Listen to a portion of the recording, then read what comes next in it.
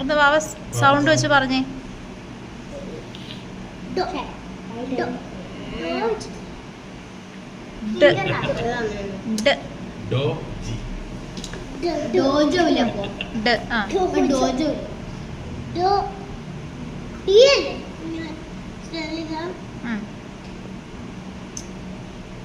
അതല്ല, അത് ബി ആയിപ്പോയി.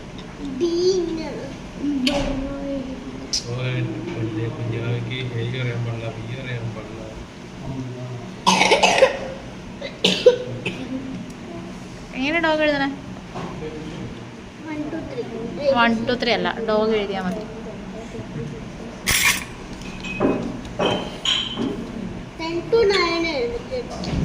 ഡോഗ് എഴുതാ ആദ്യം.